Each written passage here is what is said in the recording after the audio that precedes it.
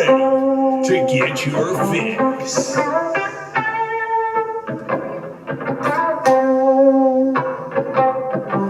you ready? Are you ready to get your fix? Are you ready? Are you ready to get your fix? Are you ready? Are you ready to get your fix? Are you ready? Are you ready to get your fix? Are you ready? Are you ready to get your fix? Are you ready to get your fix? With the Wicks here on this beautiful Monday, January 17th, 2021. I got an eyelash that just does not want to fucking mind its own business and get the hell out of my eye for some odd reason. But hopefully we get through it. I don't know what the hell's going on. But, it happens, when the eyelash just decides to fall off on the most randomest times and then just stays in your eyeball. But we got her out, I think. We'll figure it out, a little blurry. But we're good. We're here. We're ready to talk some football because this weekend, Super Wild Card weekend, was fantastic. It was an awesome experience, I guess, for the most part. A lot of boring football, okay? A lot of blowouts. You could definitely tell that the crowd was weaned out, okay? The worst teams were, pretty much sent home real quick, real fast, okay? First quarter, second quarter, it was all over and done with for most of the teams, okay?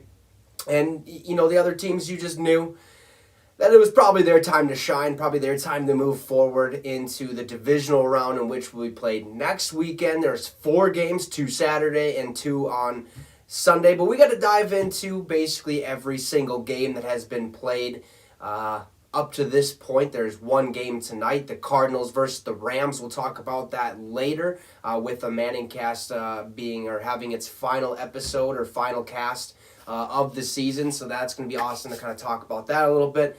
But hey, we got to dive right into things because we want to be ready to watch football tonight at 7:15, Cardinals versus Rams. So with that being said, are you ready to get your fix?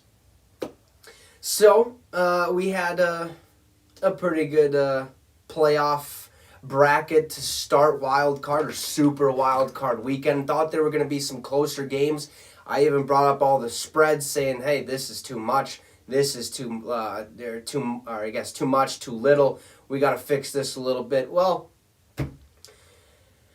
I should probably stick to what I know, okay, and just pick the teams, not against the spread, okay, because that's a whole nother game, okay, inside of itself, where I just pick the games, okay? I pick who's going to fucking win and who's going to lose. I went 4-1 on the weekend. John and Logan both went 3-2.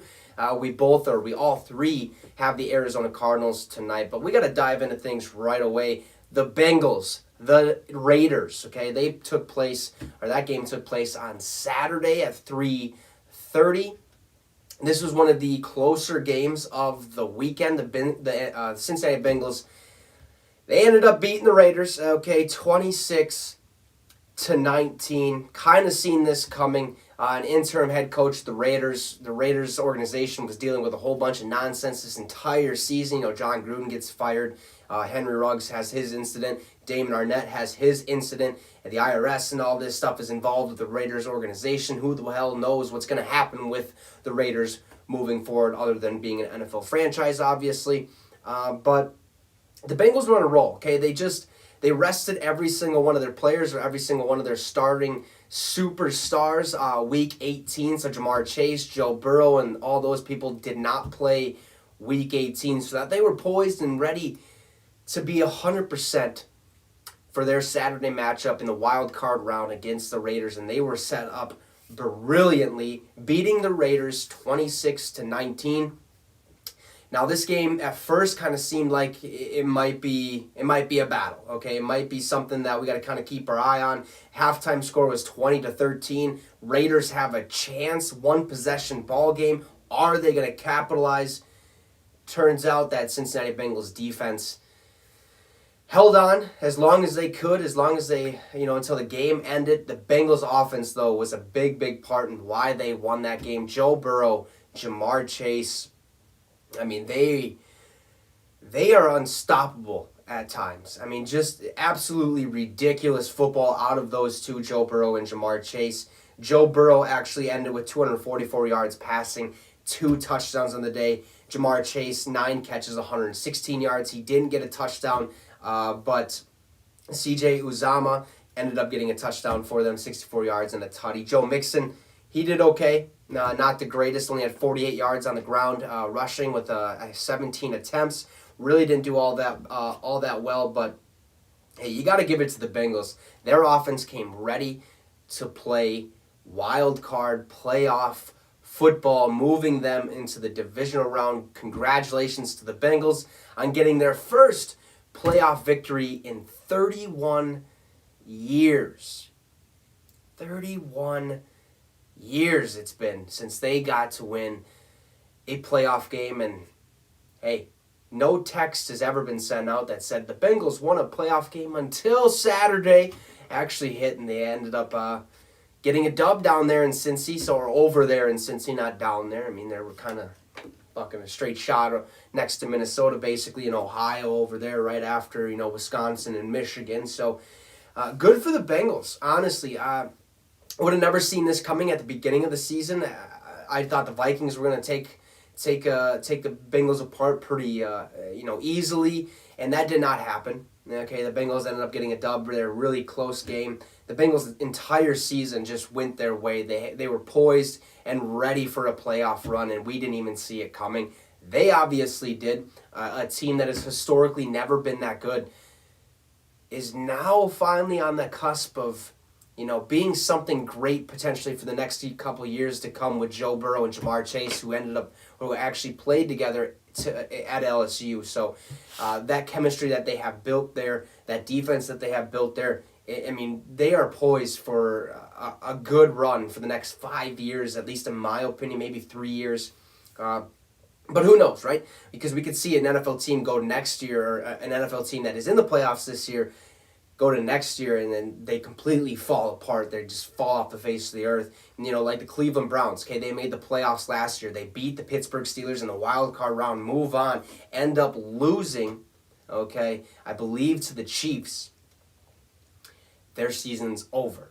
They come this year, everyone's like, give me the Browns. I think John, guest host on Fantasy Football Fridays, or Y4, he even had the Browns-Packers in his Super Bowl prediction this year.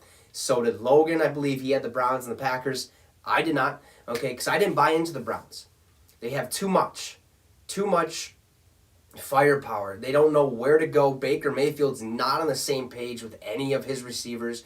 So we've seen, franchises go to the playoffs, miss the playoffs, because something's just, not as good as it was the year before. Things didn't fall in the right place at the right time. The schedule is a little bit different, maybe a little bit harder for that team, maybe a little bit easier for some teams and stuff like that. So the playoffs is always a continuously, I think, shifting thing with a couple teams that are always going to be poised to be in the playoffs during that year or the years to come and stuff like that.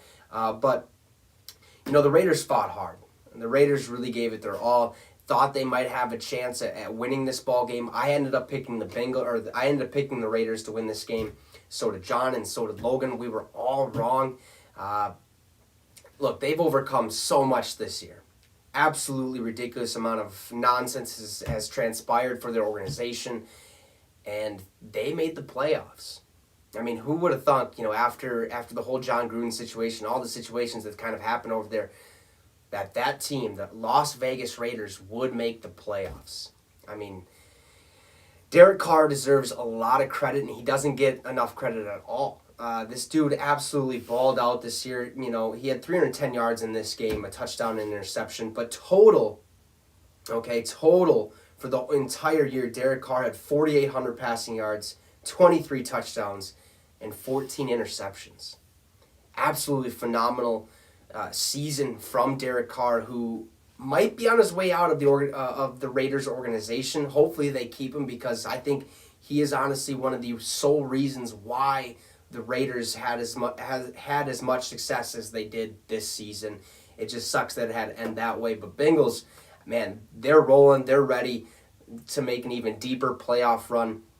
And who knows how that's all going to kind of end up, as they're going to have to play the Tennessee Titans. So we're going to take this old Raiders helmet and skedaddle it out here. That was a little too hard. Hope that didn't break. Probably didn't. But the Bengals take on the Tennessee Titans next round in the divisional round at Tennessee's home field, Nissan Stadium in Nashville, Tennessee. So good luck to those guys, the Bengals and the Titans. The Titans are one of those teams that they're an underdog. There's a lot to be said about them. I mean, 80-plus players have started on their 53-man roster. It's just, they got the first seed. Who would have thought that was going to happen? Should have been the Chiefs, but the Titans kept fighting, kept going, ended up winning their division, getting the first seed home field advantage throughout the entire playoffs. Good for them. So the Bengals play the Titans this upcoming weekend.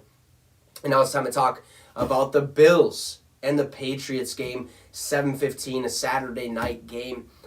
Thought this was actually going to be a fun one to watch. Thought it was going to be a close battle.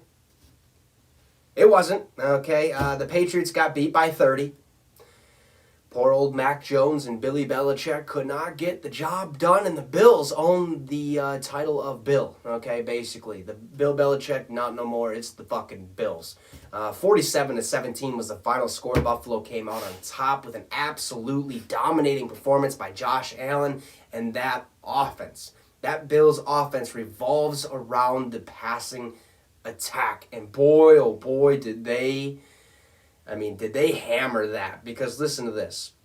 Josh Allen had 308 passing yards, 5 passing touchdowns, no interceptions, no fumbles, and he was also very crucial in the run game. Had 66 yards rushing, no fumbles. Devin Singletary stepped up in a fantastic way. Haven't seen him really do this at all this entire season. He had 81 yards, 2 touchdowns on the ground. Absolutely balled out. Dawson Knox had a handful of touchdowns. He had 2 with 89 yards receiving. The Bills' passing attack completely opened up and made the Patriots pay. Okay, the Patriots have been known to have a secondary that is very, very hard to attack and to have a consistent enough offense to move down the field. I believe the first 7 drives resulted in either a touchdown or a field goal for the Buffalo Bills. That is absolutely, all 7 are the first drives, all touchdowns. And that is ridiculous. You just can't have it, especially in a playoff game. That tells you right then and there that the Patriots should not have been allowed to be in the playoffs this year, even though I was cheering them on mentally, okay, for the first couple minutes until I realized, oh shit, Josh Allen and the boys came to play. Josh Allen had a run of 19 yards really to start the game, absolutely dominated the run game, passing game. I mean, he did it all for the Buffalo Bills, where it really made it easy for his defense to just kind of go out there and do their thing. Micah Hyde had an interception. He's not a Pro Bowler. Listen, they have the number 1 defense in the NFL and not a single Pro Bowler on that defense. Tell me how. Tell me why. I mean, that is ridiculous. Absolutely ridiculous. I know the Pro Bowl voting is all from the fans, so how the hell don't the Bills defense have any fans in the NFL? Like, how? I mean, that team, with what they have, they played ridiculous football. They had a little spurt where they weren't doing that well. Okay, but I have a feeling that was the offensive side of things, not so much the defensive side of things. Because if you give the defense a chance to kind of play their own style of ball, play ahead of people instead of behind opponents, you're going to give them a lot better chance in the future to win more ball games. And that's exactly what happened here, where New England they didn't have an answer the entire game at all. I don't even really know what to say besides 30 points. Can't have it in the playoffs because you're going to get beat if you let up 30 points. Or if you, basically let up 30-plus points, you're more than likely going to get beat in the playoffs. And I think we did see that basically the entirety of this weekend, not counting today, obviously, because the game hasn't been played yet. But Patriots, they struggled. Okay, Mac Jones, welcome to the playoffs, baby. Welcome to playoff football. His rookie season ended maybe not the way he wanted, but at the same time, there's a lot of good to take away from this entire season. I mean, had a chance to win their division, made the playoffs after having a 7-9 season last year under Cam Newton and Bill Belichick, and that defense was, I mean, pretty solid the entire year. J.C. Jackson was making plays in the other corners as well. But look, the better team prevailed, and I think a lot of that has to do with the reason why they beat the Patriots by 30 points is because of last year, what they had to suffer and what they had to deal with last year in that AFC Championship game. Bills, Chiefs. Chiefs ended up beating them going to the Super Bowl. How you doing? Keep it moving. The Bills have a chip on their shoulder. They're ready to rock and roll. No Pro Bowlers on defense. That's an even bigger chip on the shoulder. Like, oh, okay, you don't think we're good enough? All right, we'll just go out and beat this fucking team by 30 points. How about that? How you doing? Keep it moving. We'll sign that paper. Give me an extension. And we'll kind of move forward. I mean, the Bills absolutely dominated this entire game. Mac Jones threw 2 interceptions. They had a fumble or 2, I believe. No, they did not. All right, but it just, that offense of the Patriots was, it wasn't that of the regular season. It just kind of looked like anything they tried at any given time was not working at all the entire game, okay? The Bills dominated the Patriots, just absolutely slaughtered the Patriots 47-17, taking the Patriots and kicking them out of the old playoffs. Jeez Louise, okay? That time I threw it. I'm going to have to find that one. All right, but the Bills won, okay? So they are sitting over here as well. Okay, so they move on. They're into the divisional round. And then we have Sunday football. The first game of the day I thought was going to be the closest, or I guess not the closest matchup, probably the second closest matchup. I thought the Philadelphia Eagles had a chance at beating my boy Brady, okay? And boy, oh boy, was I wrong. Tom Brady in the playoffs? Woo-hoo! Don't mess with Tom Brady in the playoffs, okay? You got a Jalen Hurts coming in. The run game is where the Eagles succeed, where they have success the entire year. If that run game is stellar and it's headed in the right direction, more than likely they're going to have a chance to win the ball game. Until you face the number 1 rush defense in the Tampa Bay Buccaneers. Vita Vea up front and Ndamukong Suh up front. I mean, okay, good luck running the fucking ball when you're Miles Sanders or Jalen Hurts. I mean, you're going to have to get outside the pocket, try to get around their edge rushers, try to beat their corners who are faster, smarter, okay? They were all over the field. They were ready to stop the run because they knew you stop the run, you stop the Eagles.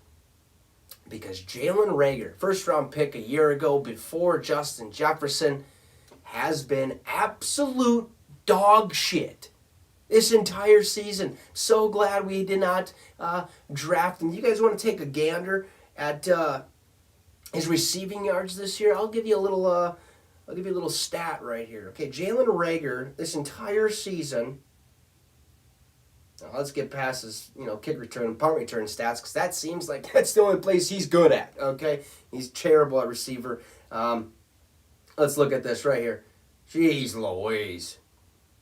Yeah, you gotta be kidding me. So last year, 31 catches, 396 yards, and 1 touchdown. Okay, that's a rookie year. Next year, year 2 is gonna be a little bit better. That's this year. Guess what happened? He had 2 more catches, 33 catches. 299 yards and 2 touchdowns. Dog shit, folks. Absolute dog shit. Philly needs to figure something out. Guarantee Jalen Reagor probably won't have a job next year unless he's their kick returner and punt returner full time. Because it seems like that's the only thing that he can do. Because he just cannot go out there, cannot catch passes, cannot run routes, cannot do anything because he is absolute garbage. Devontae Smith, their wide receiver who they drafted this year, is going to be a stud, okay? I honestly do believe that. He ended up having 4 catches, 60 yards in this game. Dallas Goedert tried doing everything he could with 92 yards. But again, it all goes right down to their rushing game. Top rusher, Jalen Hurts with only 39 yards rushing. Boston Scott, 34 yards and a touchdown. And then Miles Sanders only had 16 yards rushing. Eagles just, I mean, right from the get-go, you knew Tampa was going to win. Okay, I was decked out in my Tampa gear. Okay, had the Tampa sweatshirt on with the Brady jersey over it, cheering on my boy Brady. Not so much the Bucks. I'll cheer on the Bucks because of Brady, obviously. But I was pretty pumped up. I was like, okay, quarter one ends. See you later. All right, fucking Tampa's up 14-0, up 17-0 at half. And then they take a 31-0 lead at the end of the third quarter. 31-0. The game ended up being a 31-15 point game. Philly scored all their points in the fourth quarter, and it just wasn't enough to beat my boy Tom and move on to the divisional round. So the Eagles, hey, they suffered a loss at the hands of the GOAT himself, Tom fucking Brady. All right, Philly, see you later. Jesus. I'll get better at that at one point, I promise. So we're going to move Tampa right over here for now, okay? So now we got these two to talk about. On Slime Time on Nickelodeon and the regular broadcast. I watched on Slime Time because, hey, why the hell not? I did last year. Last year I thought it was pretty good. This year was a little bit better, but you could definitely tell that. Okay, it was made for a little younger than myself, okay? It was basically taking the sport and dumbing it down, okay? That sounds a little like stereotypical, but it's basically what it was. Okay, it was for a new viewer, for a kid who's trying to watch fucking SpongeBob, and all of a sudden this wild card game shows up, the San Francisco 49ers against the Dallas Cowboys, and they're like, oh, well, what the hell is this?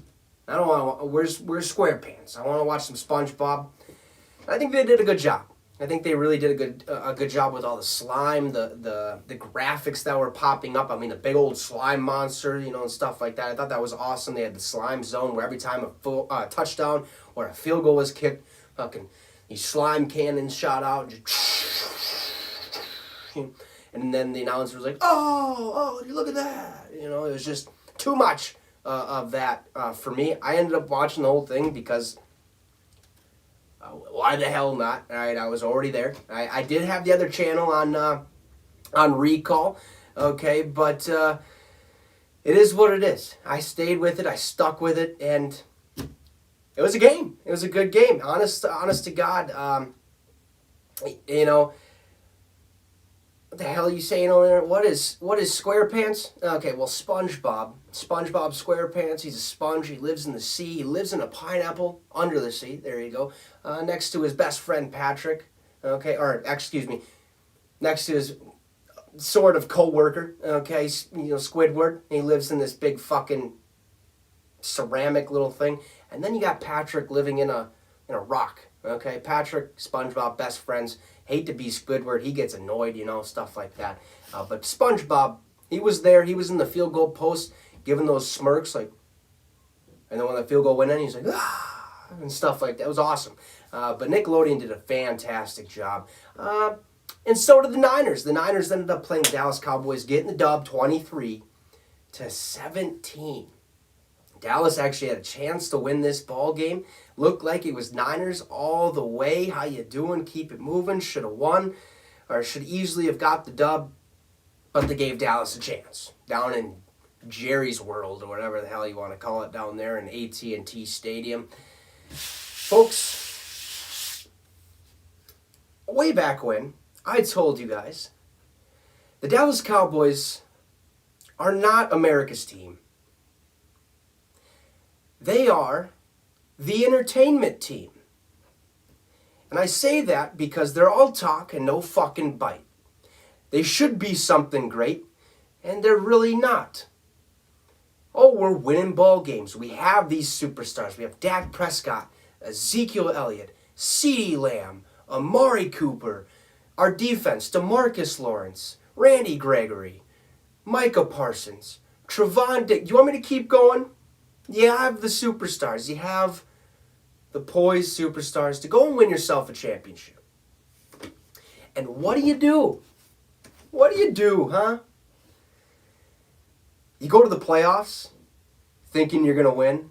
Big old Mike McCarthy there calling the plays, looking all humble, ready to rock and roll.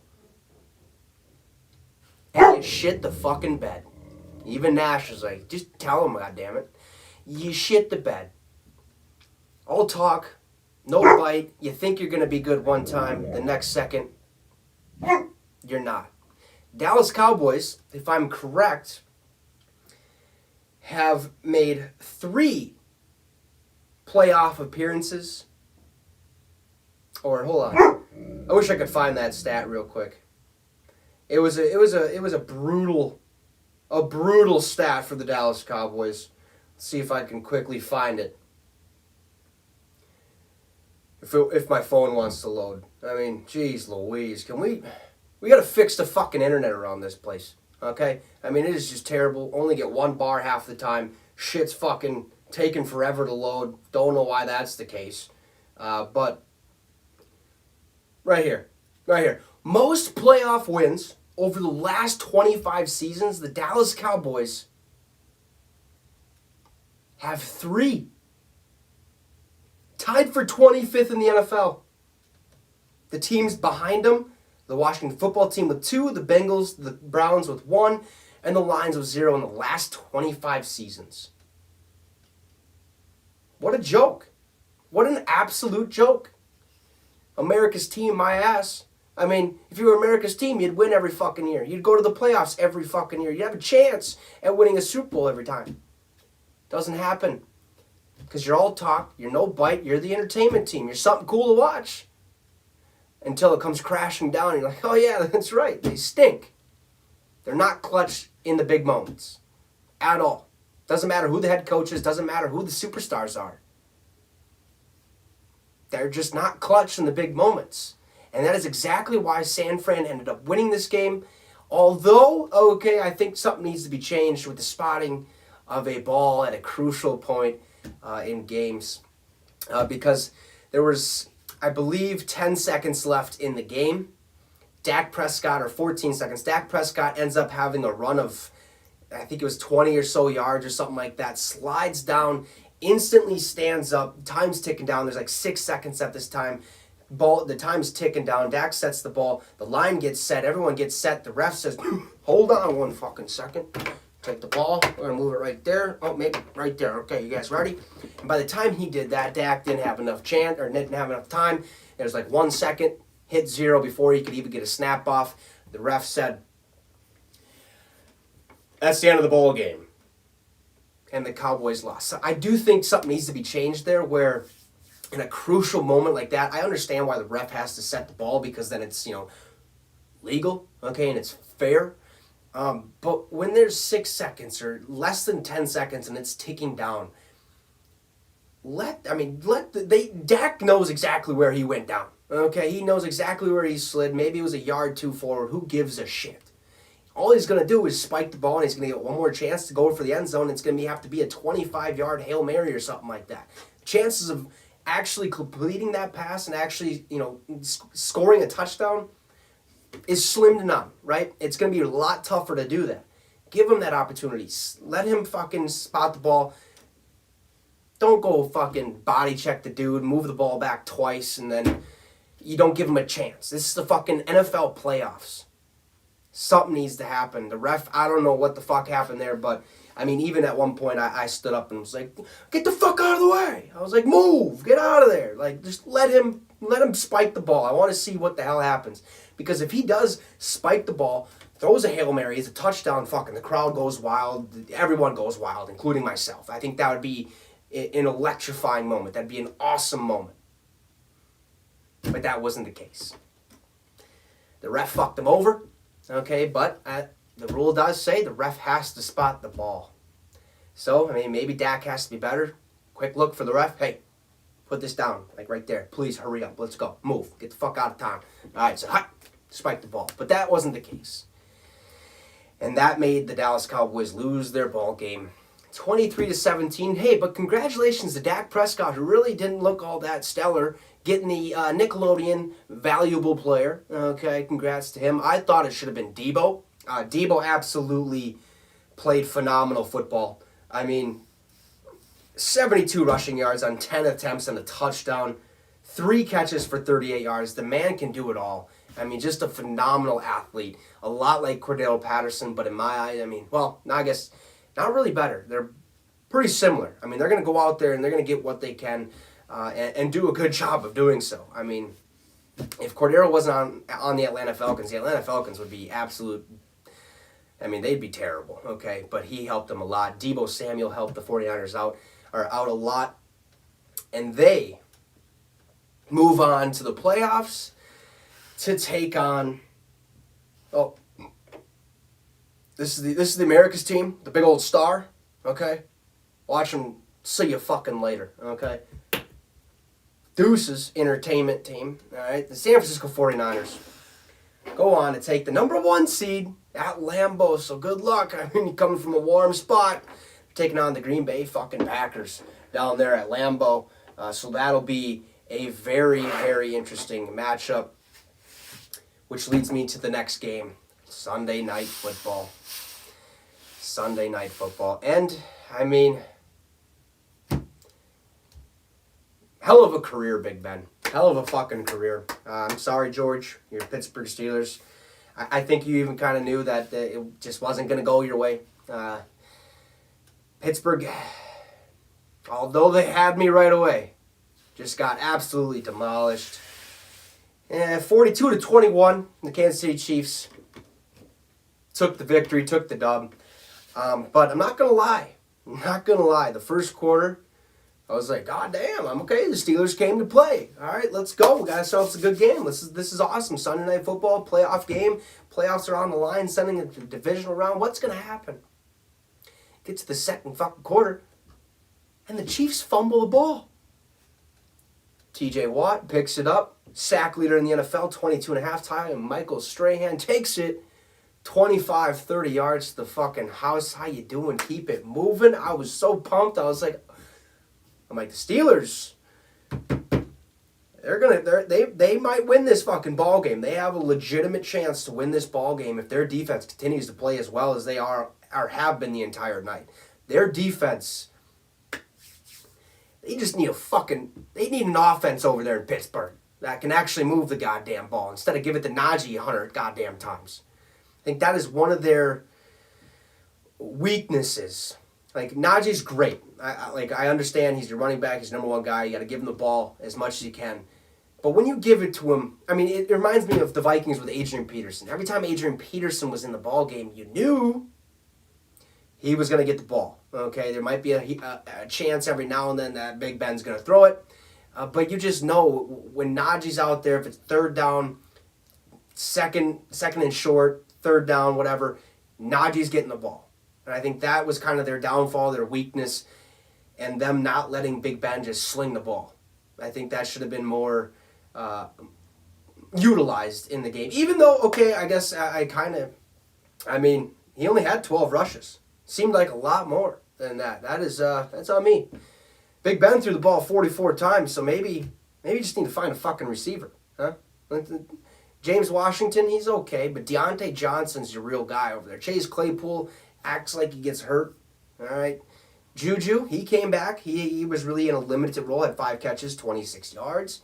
But I do think something's got to happen. Maybe it is Big Ben, but at the same time, I mean, he had 2 touchdowns, no interceptions. The man did exactly what he was supposed to and go out there and play some solid football. It's just, I mean, the Chiefs were a lot better football team, in my opinion, last night. It was just, I mean, it was a brutal beatdown. As soon as Pittsburgh scored that fumble scoop score from TJ Watt, you could see the Chiefs just, I mean, they turned on the Jets. I mean, touchdown, just run down the field, scoring at will. I mean, they had big men scoring. They had Travis Kelce getting the ends. I mean, they had literally everybody go and try to get a touchdown. The Chiefs had a dominant performance over the Steelers. Sucks it had to end that way, but hey, it is what it is. Okay, now it's time for a new era, new quarterback. Get rid of Big Ben. Unless he wants to come back, they got to figure out their wide receiver spot. And, I mean, they did have, I mean, a lot of their guys are young, okay? Juju is somewhat young. Chase is young. Pat Freiermuth, their tight end, he's young. Najee's young. They are poised, you know, to be a good franchise. 9-7-1 this season. I think they have a legitimate chance of being one of the top teams in the NFL for some time to come, especially with Mike Tomlin, who's never had a losing season in 15 years. Just phenomenal what they've been able to do over there. But Kansas City, obviously, look, back-to-back Super Bowls. They won one of them, have Patrick Mahomes, who has won the MVP before and is doing incredible things. At the beginning of the year, the Chiefs' defense sucked. Okay, absolute garbage. And they've completely did a 360 or a 180 and have changed and looked amazing. 42-21, they ended up beating the Pittsburgh Steelers, where Patrick Mahomes had 404 yards passing, 5 touchdowns. He did have an interception, okay, but what are you going to do? I mean, when you throw 5 touchdowns, it's tough to beat that. Tyreek Hill was blowing by literally everybody on the football field. Sucks that had to happen for Pittsburgh. But, like I said, I think we all kind of seen this coming. I just thought it was going to be a little bit better of a fight out of Pittsburgh. I mean, 12.5-point spread to me just seemed a little too much, especially in playoff football. That seemed a little bit like it was out of proportion. It was not. Okay, they beat them by 21. So, look, that just leaves me with probably the AFC Super Bowl if I had to guess. Other than, I mean, this is going to be a good matchup. The Titans, Bengals, Pittsburgh Steelers. See you fucking later. Kansas City Chiefs, the 2 seed, will be going to take on the Buffalo Bills. And I think that is the game we're all ready for. That's the game we're all ready to watch. Because who knows what the fuck's going to happen here. Last year they played, I believe, in the AFC Championship match. And then there's that picture of Stephon Diggs standing there with his hands on his... Jeez, everything's breaking. With his hands on his hip, look, watching the celebration. God damn it, that could be me. All right, we could be out of the Super Bowl. What the fuck? It's going, what? I mean, jeez Louise. We gotta be better. We gotta be better. And they get a chance. They get a second chance. And for those of you that don't know, my Super Bowl pick, beginning of the year, was Tampa and the Buffalo Bills. These 2 fuckers right here. These are my Super Bowl pick. They both made it to the next round. I am so pumped for them. Jeez. But that's going to be one hell of a game. That's probably going to be the best game this weekend. This is going to be a good game, obviously, the Titans, the Bengals, but the Chiefs, the Bills, with what they're able to do offensively, defensively, it's going to be fireworks. It's going to be nitty-gritty, fight till the very last second. You're not going to know who the winner is until that clock, I think, hits 0. I honestly do believe that, unless... I don't even know, man. I mean, the Chiefs can score at will. We just watched the Bills score at will. Their defenses, both Kansas City and I don't even know. That's going to be one. I just be ready to watch that one. Okay, that's going to be awesome. But now let's get to tonight's matchup, the final game of Super Wild Card Weekend. It will be on the Manning Cast. It'll be on ESPN as well, ESPN2, which is the Manning Cast, I believe, and ESPN Deporte or Deportes or whatever, the Spanish channel for the ESPN. I can never figure out what the hell it's called. I mean, I know it's Deportes or Desportes, I don't know. But the Arizona Cardinals, the Los Angeles Rams, couldn't have had a better ending to Super Wild Card Weekend than this one. They've met already this year twice. They're 1-1 in those matchups. But this is going to be a fun game, I think. I hope it doesn't end up like last... I mean, it didn't even feel like playoff weekend to me. Every game I watched, which was all of them, it just... There's something about it. Like, you just... None of the games were close. There was a clear winner at half every single time, except for... Well...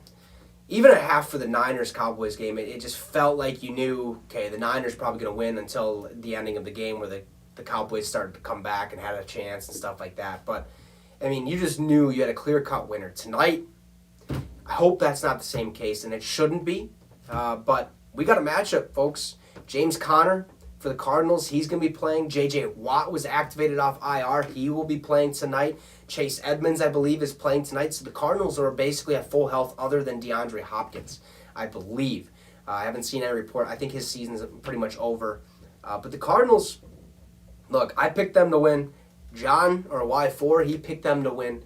And Logan Baumgarten on the show as well, and guess on Fantasy Football Fridays, are Football Friday talk, basically, which is going to be the new segments because there's no fantasy football anymore. So, but we all picked Arizona.